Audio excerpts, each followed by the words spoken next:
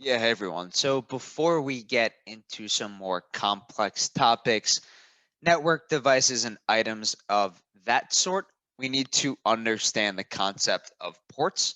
So today's topic will cover what a port is, how to identify ports on your server, and items of that sort. So with that said, what is a port? So a port is your entry point to a server where information is sent.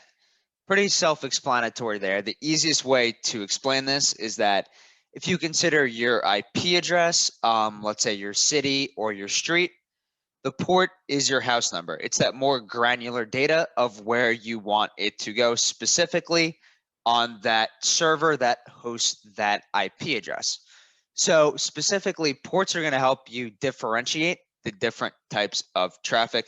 So for example, HTTP traffic defaults to port 80, HTTPS defaults to 443, FTP traffic, I believe, is port 21, SFTP, et cetera, et cetera. So with the use of ports, you can have a server that performs multiple functions. So you can have an FTP, you can have an HTTP. Without the concept of ports, you would not be able to achieve this, as everything would go to one specific, like essentially the one server at that one default port, and it wouldn't know what to do with that. So with that said, I have IP colon port.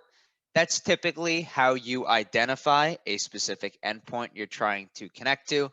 So specifically, it's going to show the protocol. So typically TCP, the IP address colon port. So that's pretty standard and that's pretty normal as to how to make a connection to another endpoint. So with that said, I just wanted to show an example on our specific, just an example using Boomi.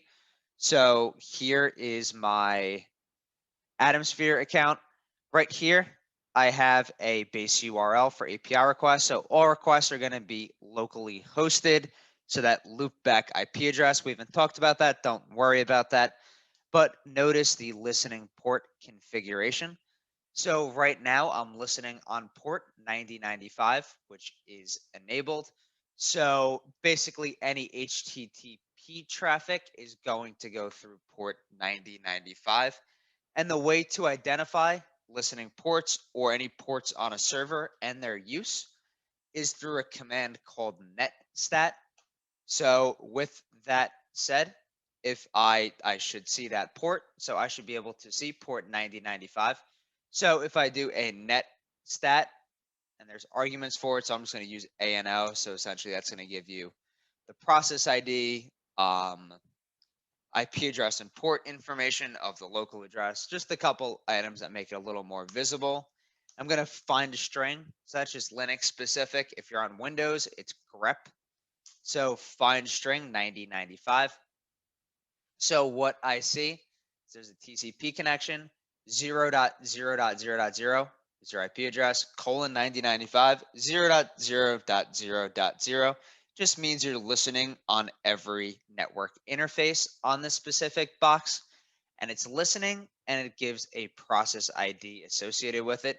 So the process ID should just be Boomi, but to confirm that, you can just go to your task manager details and sort by process ID. We're looking for a 7228, which is here, and it's your Atom EXE, which as expected.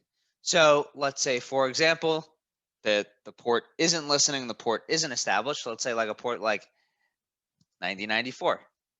Let's see what happens. As you can see, there's no output associated with it because there's nothing, no service, no application binding to that port.